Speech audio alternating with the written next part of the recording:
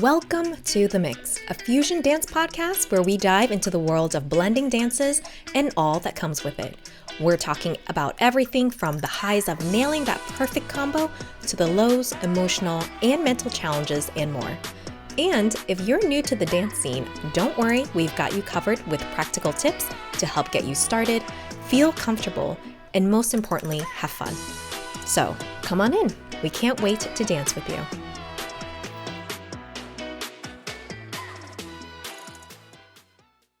Okay, hello. Hey, what's going on, Trey? How are we doing today? I don't know if I'm doing well. Well, I just had the Halloween swing thing, Mm-hmm. which is like a convention, and my sleeping schedule is really off where I'm sleeping at 7 a.m. now, like going to sleep at 7 a.m., which is not good. But um, but yeah, I think it's just sometimes I wonder if it's a dance thing or is it more like a personal life thing or things start to melt together, right? Because I honestly think I had an emotional and mental up and down week, but it might be in a dance sense. And you let me know if you had this. Um, because there are times where in my head, I am really hard on myself, right? It's funny though, it's in West Coast swing I get like this. But when it comes to salsa and bachata or maybe other ones, dances that I do, I'm not. And so I don't know. I've been trying to pinpoint what it is. And I don't know if you felt the same way with certain dances or dance styles that you're harder on yourself on. Yeah, definitely harder on myself. Definitely harder on myself when it comes to dancing. Salsa, bachata is fine. West Coast swing is fine. Fusion. I feel like there's like little to no judgment, but Right? I it's think that's like why I love it.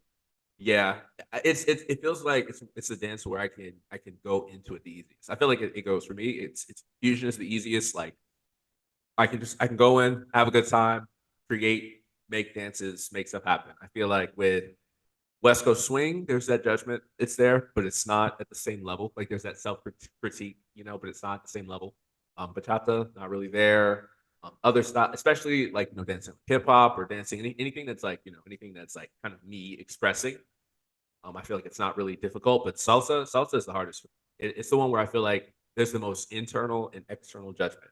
And the thing is, I don't know if the external judgment is real or not, but it feels like it is. Like it feels like, oh, I'm being evaluated, I'm being criticized, I'm being, judged.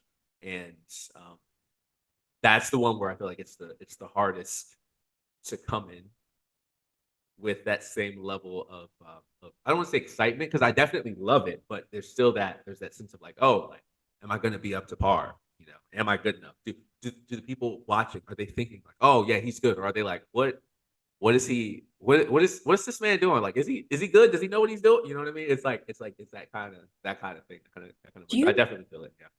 Interesting because like for you it's salsa, is it because um like for me, I think I kind of pinpointed where at West Coast Swing, there are people that compete. Like they Mm, compete and they're there. And yeah. they're, sad to say, but sometimes there's maybe sometimes a little click in the corner and they just dance with their posse in a way. Yeah. Yeah. And so it doesn't feel welcoming in that sense. But everyone else, like that's only like maybe 20% of the crowd, maybe. But everyone else is pretty like sociable or opened. That's a great right word, maybe opened to different dancing with different people. But I think for me, it's seeing them there and being like, oh, why do I not move like them? Oh, why do I not style like them? Or my footwork's not precise as them. But whereas in salsa scene, I don't feel like I see professional competitors there. So where do you think it's coming from for you? Yeah. No, I think all those things are like parts of it. And there's a lot of reasons why it happens, I think. But the biggest one for me goes to a quote that I did not come up with, and I don't remember who came up with it, but it's comparison is the thief of joy. And that's super true. When the more I'm looking around and looking at other people and then comparing myself, the more I'm going to feel pressure, the more I'm going to feel this question of, am I actually good enough? Do I actually know what I'm doing? And it's not about that. It's not a competition, unless you're in a competition, right? It's a social. It's supposed to be about having fun, connecting with people, and having shared moments. And it's supposed to be all those things, right? It's supposed to be expressive. So it should be about you and what you're feeling with the music and what you're trying to create with another person. Um, but often it'll get to that point where you're just like, oh, they're so good. Oh, and he's so good. Oh, and she's so. Am I good enough? You start asking those things. You kind of get into that negative feedback loop, but then all of a sudden, you're not having any fun. You're in your head the whole time. You're thinking, "Am I on the right count?" And it just spirals. You're just like, "Am I on the? Am I? Do I know what I'm doing? I don't think I know. I'm just gonna sit down." And then you end up not dancing. You have a terrible time. You're not sweating at all, right? You paid all that money to get there. You're just like, "Oh man, this is awful." Yeah. I've had those days, those nights. Yeah. Yeah. And I had to like really, I'm still fighting it, but I had to think of a different reframe because I was like, when you start thinking over and over again, you start spiraling. And then, like you said, you kind of get in your head. And I feel like with dance, part of the having I don't want to say successful night is dancing is to feel, Mm. feeling with the body, right? Especially for me as a follower, to feel. And so I really need to sometimes close my eyes and be like, trying, you just need to follow. And that made me think that when I'm dancing with someone, a lead, all I care about really is as long as they can lead me. That's it. I'm not even looking at their footwork. I'm not looking at if they look good on the dance floor because I'm too focused on me making sure that I'm okay on the dance floor. And so it just made me think like, if I'm not paying attention to the other person in that way, then why should I be caring so much about how I look or how I'm styling and stuff like that? Granted, you do kind of need to get the right footwork sometimes, but a lot of times it's like recovery, or um yeah, and so kind of made me reframe and rethink it in that way, which helped. I'm still trying to reinforce it in my brain. And I feel like there's certain nights where I'm better at that, where I'm just carefree and letting go and be like, I don't care. Or just be like, I'm here to have fun. It's a change of scenery. I don't know. Yeah. I don't know your thoughts about that. Oh, so I started doing a couple of things before dances and then after dances that I feel like have helped get into a better mental space and kind of cultivate a better mental environment. And a lot of this is based on stuff that I read. There's a book by Josh Wakins called The Art of Learning. Now, this book has been one of those things that I just like. I go back to it every so often because I feel like it's cultivated and it's helped me cultivate a better relationship with myself, with not just dance, but like any craft, any skill, anything, right? But especially and specifically with dance. Um, and so some of the things that I'll do beforehand is I'll do a little bit of a mental log of how I'm feeling, right? Just kind of a self check in, figure out like where am I actually at, right? Am I in a positive place? Am I in an excited place? Am I feeling anxious? And what am I feeling anxious about? Why am I feeling those things, right? So first thing is the what. The second thing is the why, and then I kind of start to go into a direction of okay, well, what am I going to do? What are things that I want to work on? Are there specific skills that I want to cultivate while I'm at this social? Are there things that I would work on or things I have been? So like, I'm like, oh, how have my hammer locks been? So I feel like I'm connecting different ideas. Like, oh, what are my turns like? Am I going from this turn to a crossbody lead to to a dip or to like what are the things that I want to actually practice and work on? And when I go from one, how I'm feeling, why I'm feeling that, and then directly into okay, what are the things that I want to work on? It helps me to kind of channel the emotions that I'm feeling into the things that I'm actually doing rather than just being stuck on the emotion or stuck on the sensation or stuck on the feeling. Because the way I see it, I don't want to get rid of that. I want to use it. How do I actually leverage it? Because my body is already there. My mind is already there. If I'm nervous, okay, well, how do I make nervousness work in my favor rather than the nervousness be a thing that kind of keeps me or stops me from actually enjoying it? And sometimes there are things that you can't really I don't want to say you can't really change, right? There's some things that's like, okay, like that's gonna be there. You might be having a rough day at work or just having a rough week in general, and like you're just like, I just need this time to just like kind of just feel something good. And so rather than trying to get rid of it, leaning into it a little bit, acknowledging it, owning it, and letting that be part of what you're doing, I think is a better way to kind of let those emotions feel out rather than trying to say no, I'm going to force myself to be happy, I'm going to force myself to feel good, I'm going to have great dances. What I found is that because you let the emotion kind of run, you can often have more inspiration for those things that you're trying to work on than those things you're trying to do, where you might hear something in the song, you're like, oh, this is a sad song, I feel this right now. What does sad look like expressed? Like what does sad look like visually? And then that's kind of like the level four, I'd say, right? Because the first level being that, okay, how what am I feeling, right? And then the second being like, okay, why am I feeling this? And the third being, what am I working with? Fourth is like, how do I put those things together? How do I combine those things? And I honestly, I'll do like a voice note because I like voice notes, and anyone who knows me knows that I like voice notes. But like, especially on the drive over, right? I'm like in the car, okay, I'm doing my thing. And I just want to make sure that like I'm getting the most out of that night. So I don't want my feelings to kind of be things that block me. I want them to be things that that kind of carry. And that plays into the I guess I'd say my debriefing. It's kind of the same thing, but it's more of like, okay, what was tonight like? How did I feel about tonight? What were some of the highlights? What are some of the things I want to work on for next time? Right? It's like, it's I can talk about that more later, but I just wanted to kind of sit on the preface part, you know. Yeah, it's kind of like kind of reminds me of like when someone says ground yourself a little bit, Yeah. collect, Yes. or sometimes instead of grounding, maybe like collect yourself, take a little moment there before you go in. And that could be all you need to kind of prep you for the night. Um, do you feel like sometimes you're doing too much one style of the dance and that might ruin it for you in a way? Because I feel like I was kind of taking maybe going to socials and then taking a class and then another social or kind of casual social for West Coast Swing. And I felt thinking like it's kind of like eating the same meal like 4 days in a row, if that makes sense. And I was like, I think I need to change the scenery or new, um, like a new cuisine, let's just put it that way. And so that's when I was like, you know what? I haven't, looking back, I was like, I haven't done salsa and bachata in like a month. And that for me personally taps more into it brings out like the sensual side, right? Um, because the music's different and the way you move is different. And I remember thinking like I haven't tapped into that and I need my fix for that. Not like a drug, but just more like I need to get in touch with that side of me. And I think that kind of helped me a lot. And then obviously at the end of the week, I went to Fusion where you're like, I can try all these different cuisines and it's amazing. Yeah. No, I feel that.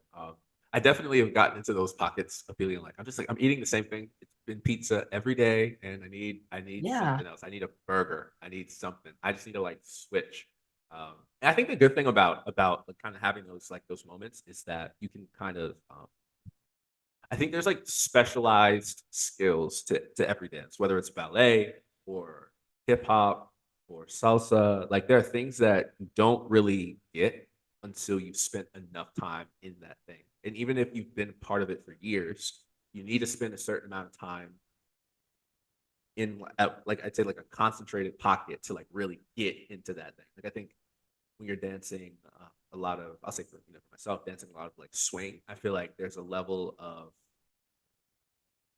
elasticity that I have in my movements. There's a level of like that, because of the emphasis of the stretch connection and everything. I feel like there's kind of like this sort of I'm just gonna kind of use my own my own phrasing. I'm just gonna make words up, right? But like there's like this kind of like this I don't want to say doughy. That's not the right word for it, right? But it's like it just feels like I think in a different way where I'm hearing music I'm like, oh, okay, I can do this, I can do that, I can do this, I can do that, I can do this thing. But rather than doing all these things, I feel like it starts to visually look like playing with the stretch and with the weight.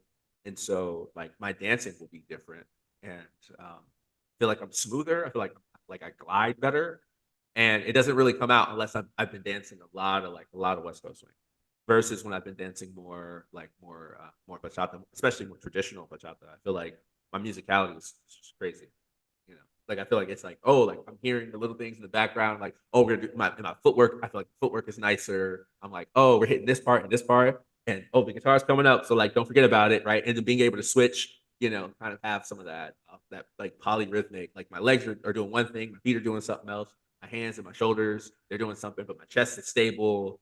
I feel like different dances have different things that, or even like I learned. I went to a workshop for Crump, and I was like, I wonder how this is going to play into my fusion, right? And you might not see directly how that can contribute to like other dances, but there were these moments, and the instructor he was like super super just very thorough. He explained a lot of things, gave us context, and then he also showed us. And it was like this is amazing.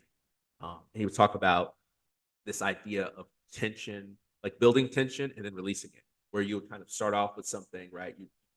You have a lot of tension, and then you boom relax. And I was like, oh man, it was so cool to see him talk about it and then to show it. And I felt like that played into the way that I would dance, where you have these dramatic moments where you're building, building to it, and then you just kind of boom, pause, and relax into it. And you flow into something, and then it gets rigid, and then it's relaxed, and it's rigid, and it's relaxed. It's like, oh man, what would it be like to take that concept, stretch it out like to a whole song where you're having these repeated moments of that. Anyways, all that stuff just to say, I feel like when you dance in a specific thing, or you're only doing a couple things, you can specialize, but it's also very good to get outside of it, you know. And that's where I think going back to fusion or going back to something else, kind of starting in one area, spending a lot of time there, and saying, okay, cool, I'm going to jump into something else now. It gives you that ability to see the dances that you've been dancing in a new light, you know. And I think I'd like to think that, you know, even as you're talking, like, hey, like I feel like I get into the, you know, I can get into that more central side of myself when I'm dancing salsa bachata.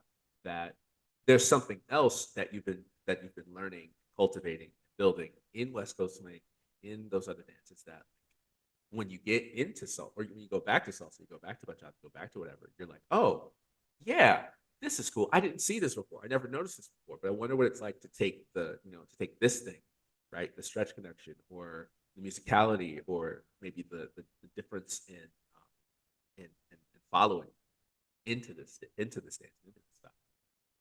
Yeah, I have like two thoughts that just popped in my head. Let's hear them. Let's go. One, thank you so much for when you told me that when you dance with someone, you focus on the quality of the feel of the connection with them, because you're not like looking at their partner or like their footwork or like how they're styling. So that really helped me reframe. And the second thing is that could be, I think is helpful, is recording yourself, even if it's a social. And the reason why, it's so funny though, because I feel like you and I talked about this before. When someone's recording you, you somehow just mess up more. It's like, Oh my God. I Yeah. don't know why. When a Yeah. teacher's looking at your footwork to give you feedback, it's like when your boss is looking over your shoulder when you're typing and you just start messing up. Mhm. And they're like, do you not know how to type? Did they not teach you this in They're school? like, I don't know how to spell refrigerator. I'm sorry. Yeah.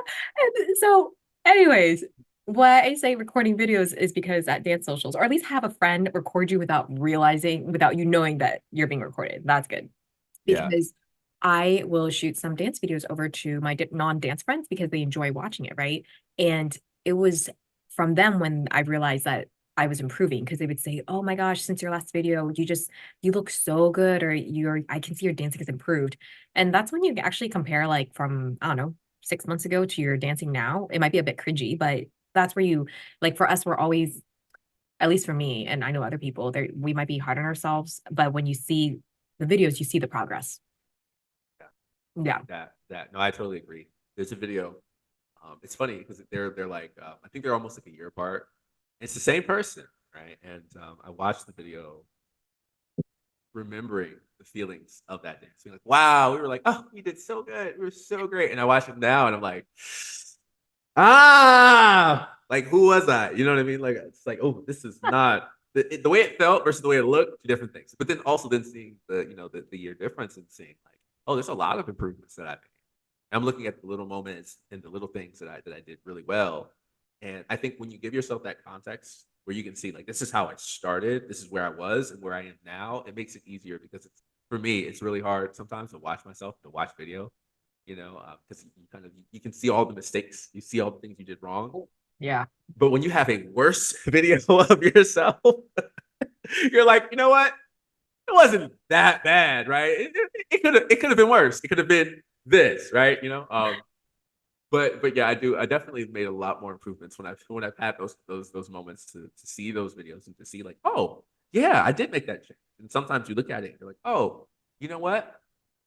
I could do this thing that I do. I do this a lot. I could remix it a little bit and add something to it, or take something away. And now you're kind of giving yourself inspiration from things that you've already done, rather than seeing something you've never done before or something you don't know and trying to copy it because maybe you're like, oh, that looked cool, but it may not necessarily be your thing.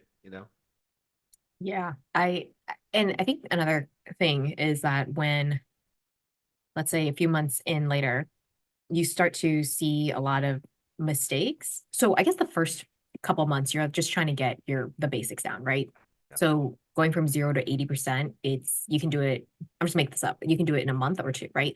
But when you get 3 months in and you're a lot better, your eye can see these little mistakes that you couldn't the first month or the second month because you were still trying to learn. And so it's like most of the time you are progressing, but your eye just catches tiny details. It's like a musician that can hear notes that are off, but most people can't hear it that it's off because you're more attuned to it now. And so, yeah, it's like the more knowledge you know, the like more of a not a curse, but you're like, this is bugging me now, you know? They say like the more you know, the less you know, or something like that. Yeah, the less enjoyable it gets. No, That part. no. Oh, is there something that you watched or that you saw in your dancing that you were really impressed by? Oh, yeah, there was one dance I had 2 weeks ago at the Angel City Fusion. Oh no, it was maybe Fusion Odyssey that I was just really proud of. It was a slower, it's funny because sometimes slower dances, they're not as, I wouldn't say they're not hard to do. I'm just moving a lot slower, right? But I tapped in my contemporary side, and it was just a very beautiful, gentle dance that I was like, oh, I look graceful. But, and it was the right song. And I was like, maybe we should post it so on our YouTube, be like, check this out. This is what I mean. But yeah, I think it usually, you and I dance, or you see me dance more like upbeat, high beat tempo, and I activate my fiery side when I dance. So this was like a nice change, but it was just executed really well, I think. So yeah, I not gonna lie, I watched it on my phone multiple times over and over again. And you're just like, oh man. Yeah, It's yeah. funny because I'll go and watch other videos, be like, man, I am rough, and then you'll see this one, you're like, you know what? Actually, I'm not bad. Yeah, yeah, This is a solid, good piece. Yeah. It's kind of cool yeah. thinking that we can create art with our bodies in that sense. Yes. Oh my goodness. Yeah. I think that it's sometimes hard because you often will see examples of people like at their most polished. And so that becomes like the expectation. It's like, oh, it has to be perfect.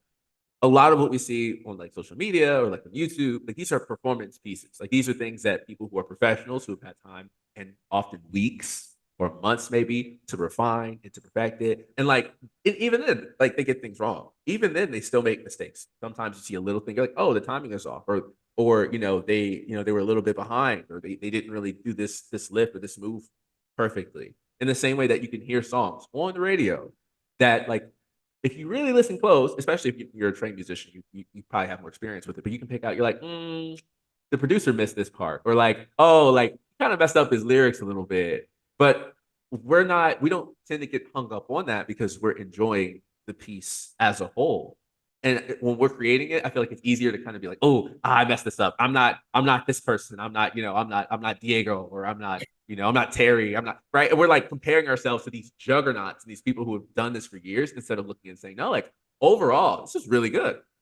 And even then, like we're not making this, at least again at socials, like there are no judges there, right? No one is like breaking down everything we do, like they only did 3 spins, they didn't do 5. It's not good enough. You know what I mean? Like that's not there. The Um, toes weren't pointed, like, got off by oh, they didn't point the toes. They didn't lift. Their chest wasn't out enough. They didn't pull their shoulders back. Right? Like no one's like that's not. I mean, it's important to get your basics down. Don't get me wrong, but I think we are very very harsh on ourselves sometimes.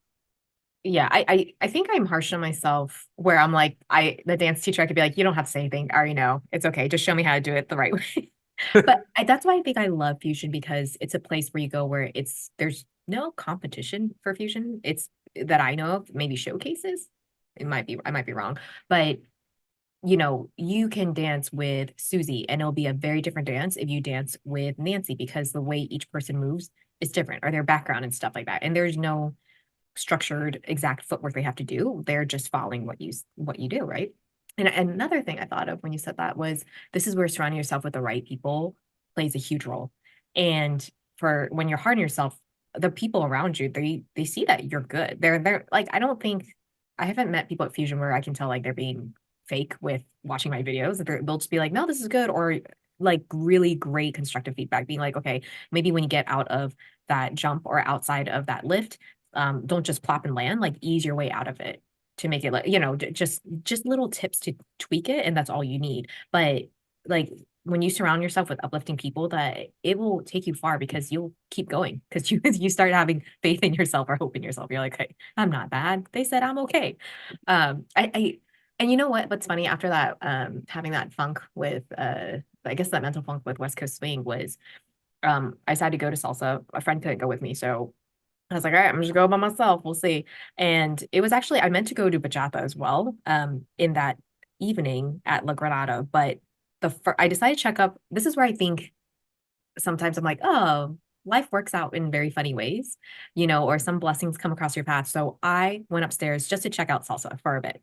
And the first gentleman that asked me to dance, we wound up dancing for the whole entire night together, 3.5 Wow. hours, and that's it. Like I didn't dance with anyone else. And he was a really good lead. He's been dancing for like 17 years and he was just in town. And I felt like I was getting a private one-on-one Yeah. dance Wow. instruction, yes, with him, because he was like, oh, do you want some pointers?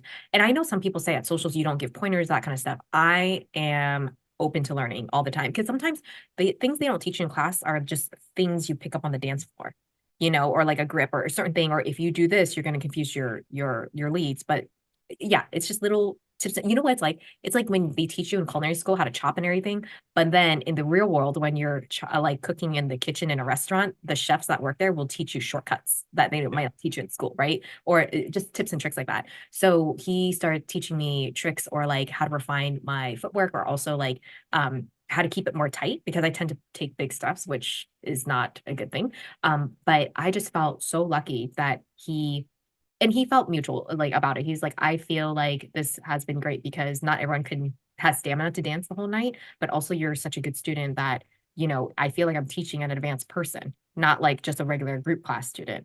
And so it was just like one of those nights where you're like, this is great. This is amazing. How did Yeah. this happen? Yeah. I feel so lucky. And also he was like, do you want to do spins? I was like, I love spins, right? So we eventually worked our way up into he did 55 spins. When they just spin you around like that. And people are like, are you dizzy? But I guess when people do it the right way, it doesn't feel as dizzy. But yeah, it was just one of those things where like with that one-on-one, essentially one-on-one lesson I had with him the whole entire night, I felt like I learned 10 group classes that evening, Yeah. so it was definitely one of those things where I'm like, life is so funny, because I was feeling in a funk, and then now this was a different environment, different music, and I had someone that was willing to more than happy to teach me. And I remember thinking, like, I told him, like, you should teach, like, why are you not charging, et cetera, and stuff like that. But he was just doing it for the love of dancing. And that's why I love Yeah. dance. Some people Ah, do it just because they love it. So, those are like I'm so that's a lot of great things. I'm happy you got to experience that like yeah. those moments are Right? Because it's so unexpected. I was walking and being like, all right, I'm here by myself, so we'll see how it goes. I don't know anyone. you know what? And A friend of mine, she was like, "Oh, the best time to go is when you don't want to go." And it feels like that's been consistent. Like it's been the consistent narrative. It's like you're like, I don't know. Do I actually really want to go? Do I even like that? Like, do I even enjoy this thing? Those are like the nights that you need to go. It's like, oh no, it's gonna be great. Just go. Like, just go.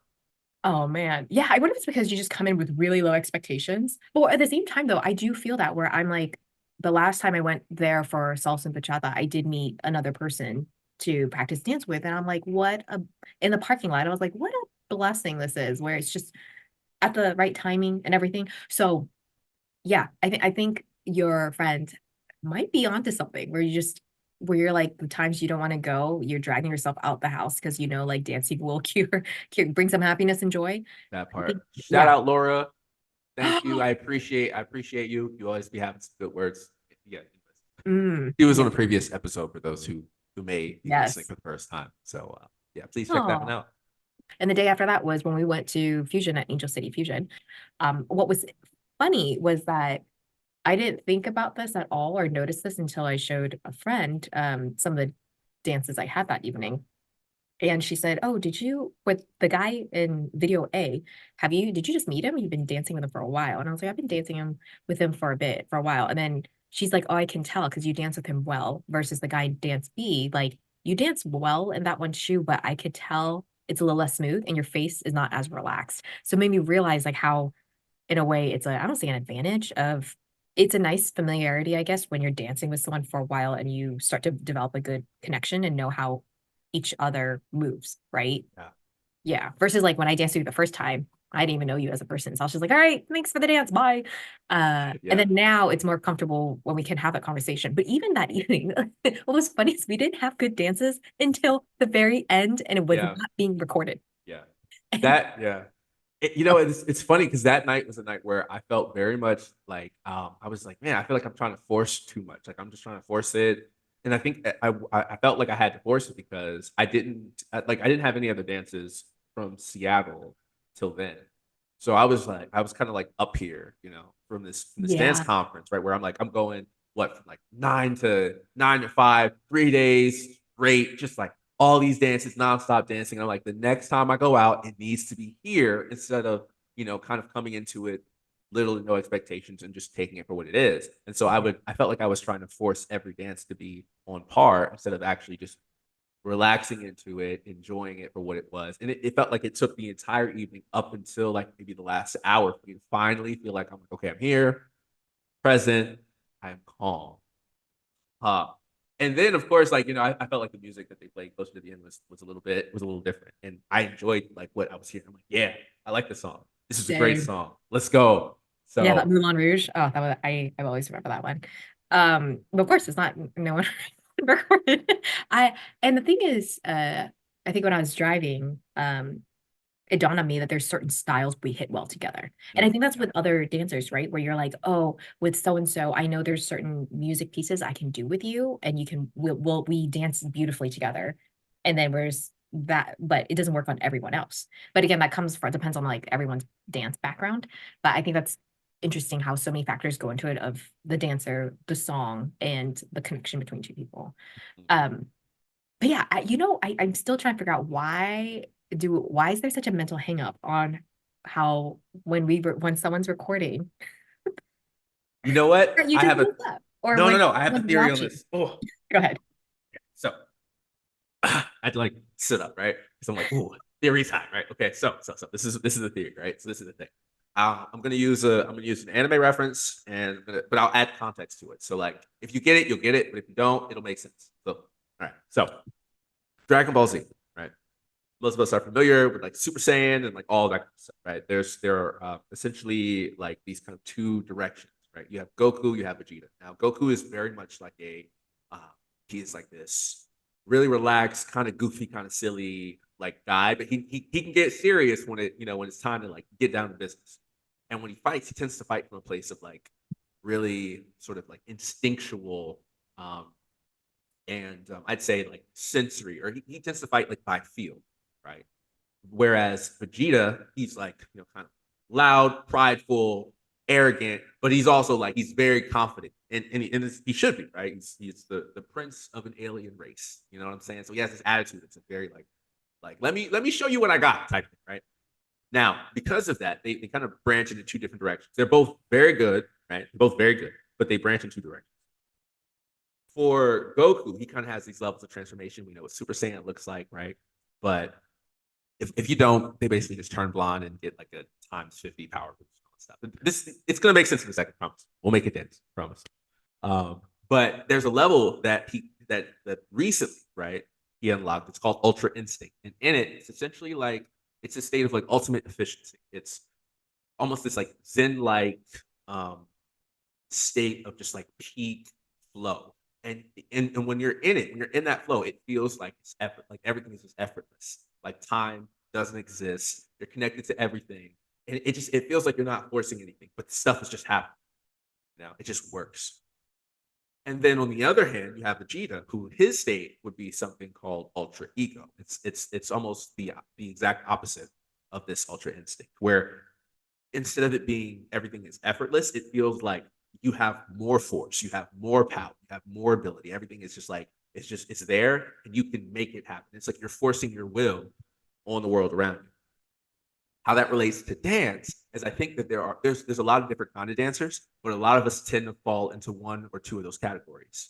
Where at our peak, for me personally, I tend to fall into that flow where everything is effortless, where I'm not thinking about how I look. I'm not trying to look good. Things are just coming out. It just feels like options are there. Like, oh, this turn goes into this pattern, into this flow, into this thing. It ends with this dip and then out of it. It feels like in that moment, I start creating things that I've never done before, but it felt right and it just works. And if you were to ask me like, hey, how'd you do that? Or what did you do? I couldn't tell you. Like I couldn't break down. I did this, I did this. No, it's in me. And it just comes out. But I've also been in the other state where I feel like it's the state of I know all of these things. I have these strategies. I have these things. And it's like this performance-based state where when the camera is on, when the lights are on me, like put me in the middle. Like, let's go. Let me show you. Like, let me show you what I got. I don't tend to fall into that state. But I think a lot of us tend to be more of that instinct. We tend to have that ultra instinct state where we're more so, we don't want the lights on us. We don't want, the eyes on us, right? And we want to just be able to be fully expressive. It's like dancing in the shower. Because well, okay, I don't recommend dancing in the shower, right? Because that might be a safety thing, you know what I'm saying? But maybe singing in the shower, right? That might be better. Where there's no judgment, you're not comparing yourself to anyone, you're not looking at like you're not seeking anyone's approval. You're doing it from a state of pure love. It's a state of like, I want to do this because I feel like this is the thing for it feels effortless. Versus the moment where you're at the wedding or you're at the birthday party, everyone's in a circle, right? And you have something you've been working on. You're like, oh, this is my moment to shine. Or maybe you have performance, right? You have a showcase. You have some kind of, something where you're on a stage, but you're ready for it. You're like, yeah, I need to be on stage. I think that's the reason why for some of us, when we have eyes on us, if we're in that ultra instinct state, the eyes take us out of it. Because now we're like, oh, wait, don't look at me. I'm not, this is a very vulnerable thing. It's a very intimate thing that I'm sharing, and I don't want to be judged. Like I'm sensitive to that judgment, right? I can't really handle that. Versus being absolutely sure, confident in that state of like, no, like, look, I dare you. Come try to find something. You won't find anything wrong. I've perfected this. This is perfect. So that's my little theory on it. I think we tend to fall into one of those two spaces. Yeah, no, it's one of the things where like, where are you getting to? And then you're like, oh, I see there. So if any of you guys have found any of this to be helpful, or you have also dealt with negative self-talk, or maybe you have a tip for us that we can share with our listeners, please let us know, DM us, email us. If you enjoyed this episode, share it with a friend because it will probably help them, especially if they're on their dance journey. And give us a 5-star rating on Apple and Spotify, or check us out on social media at Fusion Dance Podcast. If you have any suggestions or topics you want us to talk about, email us at fusiondancepodcast@gmail.com. Also, we have an awesome resource. It's one document where all the places we've gone social dancing here in LA. So if you're like, where do I go social dancing? Find some classes, make sure to check that out. I'm going to include it all in the info down below in the show notes. So, okay. Thank you for being here with us, and we will see you next week. Bye.